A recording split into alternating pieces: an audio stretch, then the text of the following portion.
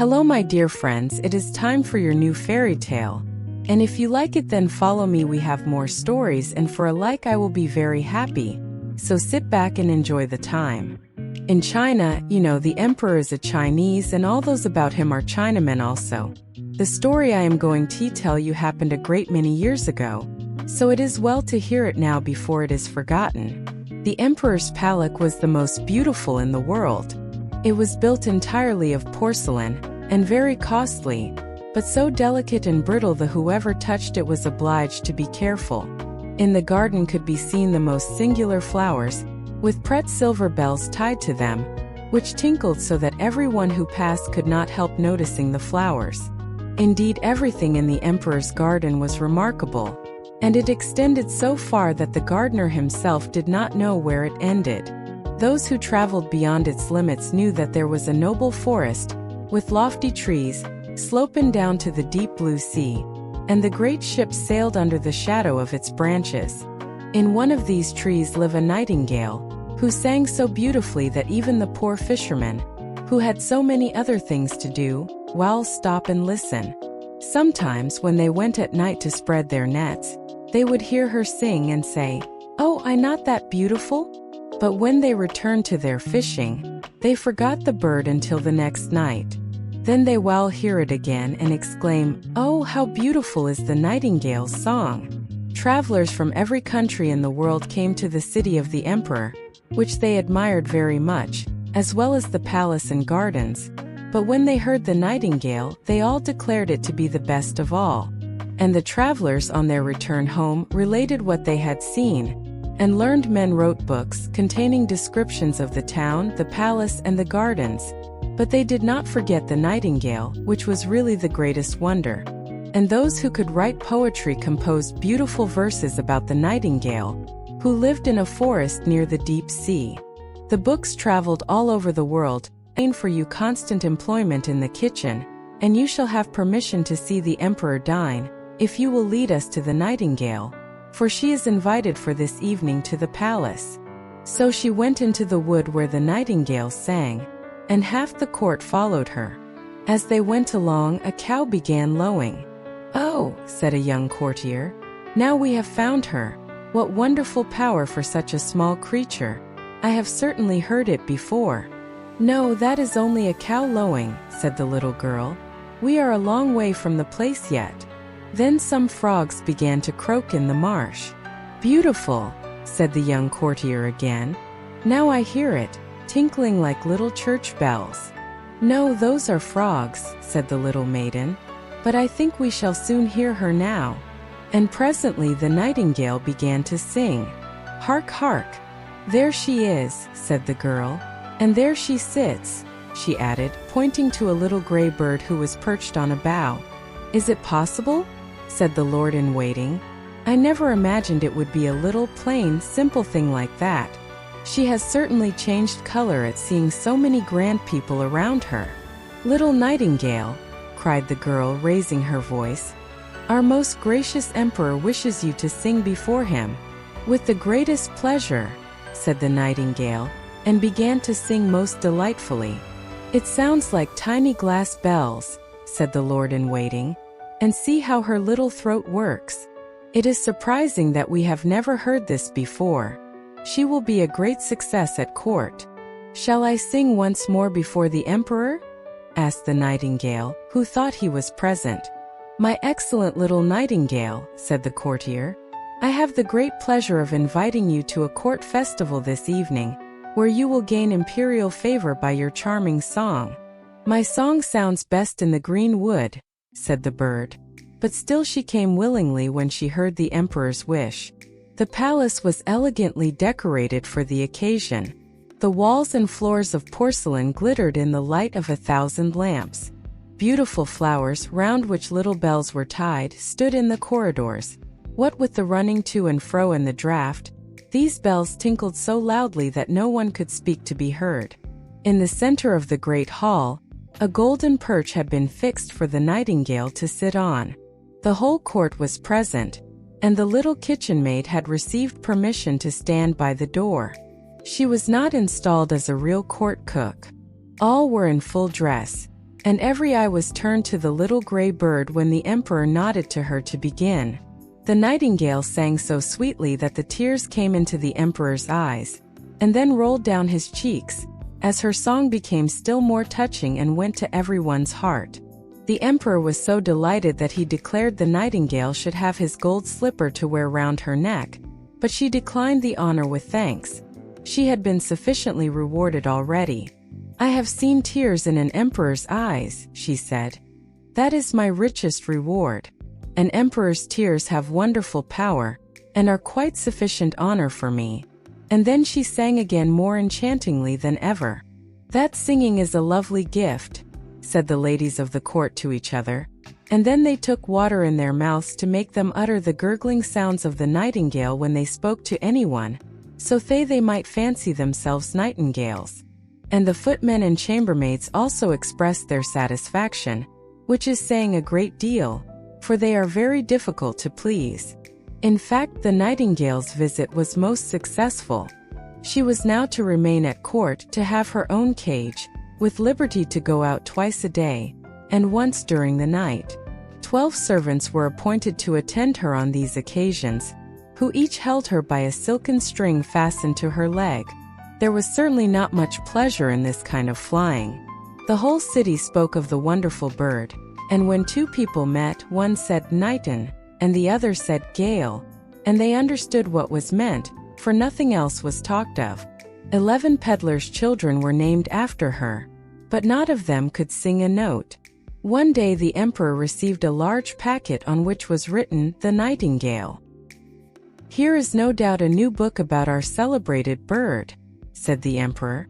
But instead of a book, it was a work of art contained in a casket, an artificial nightingale made to look like a living one, and covered all over with diamonds, rubies, and sapphires. As soon as the artificial bird was wound up, it could sing like the real one, and could move its tail up and down, which sparkled with silver and gold. Round its neck hung a piece of ribbon, on which was written, "The Emperor of China's nightingale is poor compared with that of the Emperor of Japan's." "This is very beautiful," exclaimed all who saw it. And he who had brought the artificial bird received the title of Imperial Nightingale Bringer-in-Chief. "Now they must sing together," said the court, "and what a duet it will be." But they did not get on well, for the real nightingale sang in its own natural way, but the artificial bird sang only waltzes. "That is not a fault," said the music master. "It is quite perfect to my taste." So then it had to sing alone and was as successful as the real bird. Besides, it was so much prettier to look at, for it sparkled like bracelets and breastpins. 33 times did it sing the same tunes without being tired. The people would gladly have heard it again, but the emperor said the living nightingale ought to sing something. But where was she? No one had noticed her when she flew out at the open window, back to her own green woods. "What strange conduct," said the emperor when her flight had been discovered. And all the courtiers blamed her, and said she was a very ungrateful creature. "But we have the best bird after all," said one, and then they would have the bird sing again, although it was the 34th time they had listened to the same piece, and even then they had not learnt it, for it was rather difficult. But the music master praised the bird in the highest degree, and even asserted that it was better than a real nightingale, not only in its dress and the beautiful diamonds, but also in its musical power. "For you must perceive, my chief lord and emperor, that with a real nightingale we can never tell what is going to be sung, but with this bird everything is settled. It can be opened and explained, so that people may understand how the waltzes are formed, and why one note follows upon another." "This is exactly what we think," they all replied. And then the music master received permission to exhibit the bird to the people on the following Sunday, and the emperor commanded that they should be present to hear it sing. When they heard it, they were like people intoxicated. However, it must have been with drinking tea, which is quite a Chinese custom.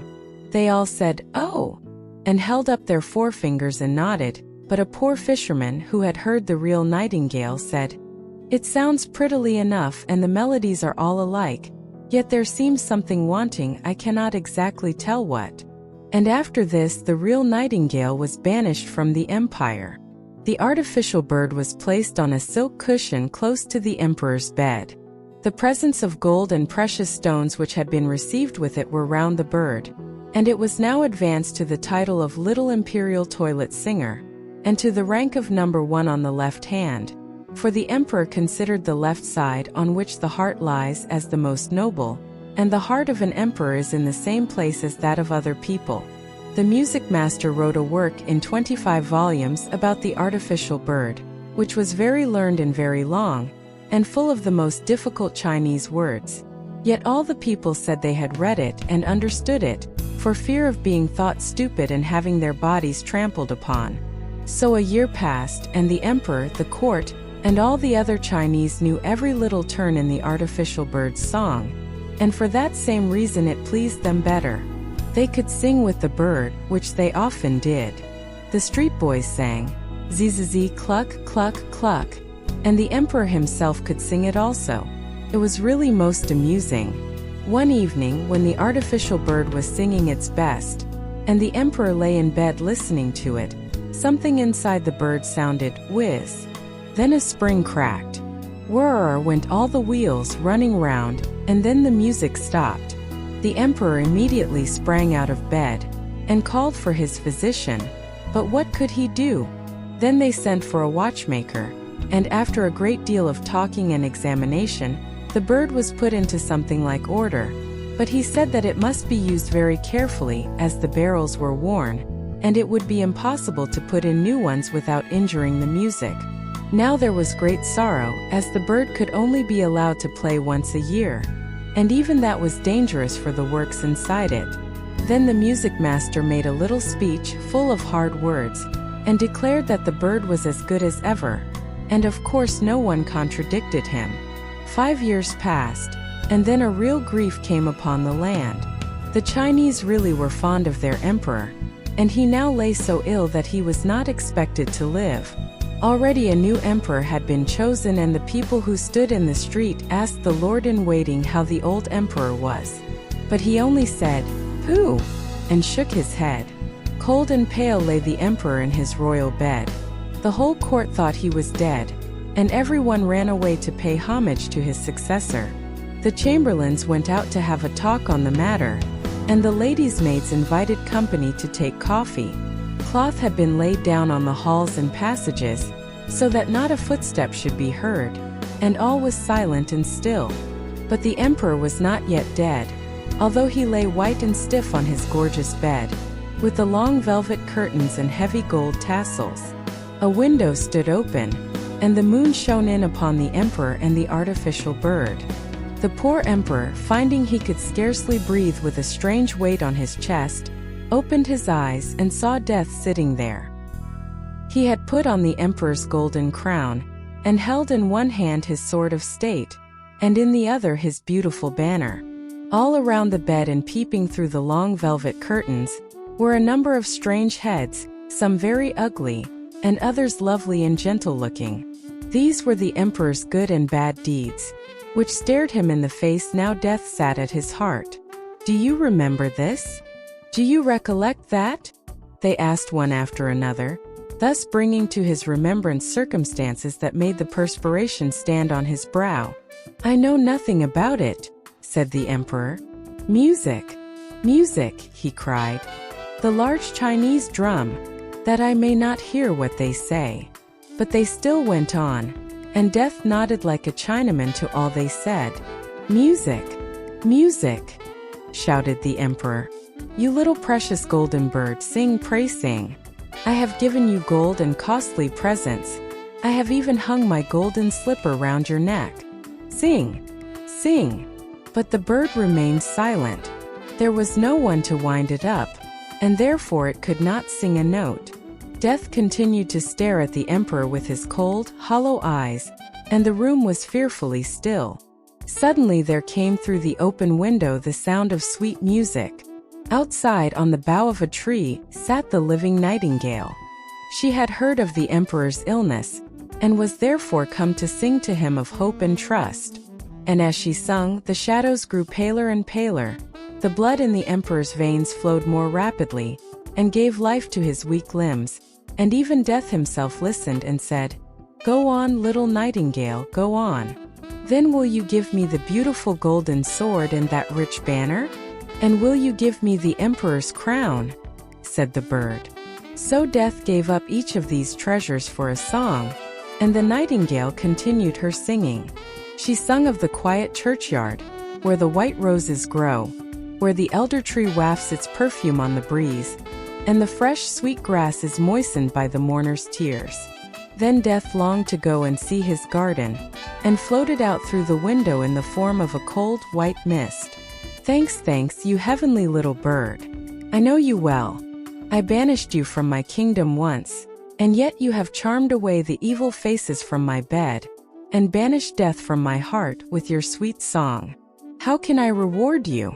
"You have already rewarded me," said the nightingale. "I shall never forget that I drew tears from your eyes the first time I sang to you.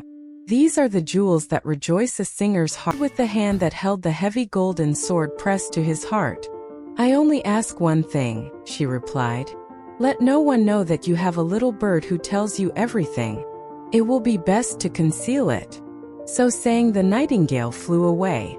The servants now came in to look after the dead emperor, when lo! There he stood, and to their astonishment said, "Good morning."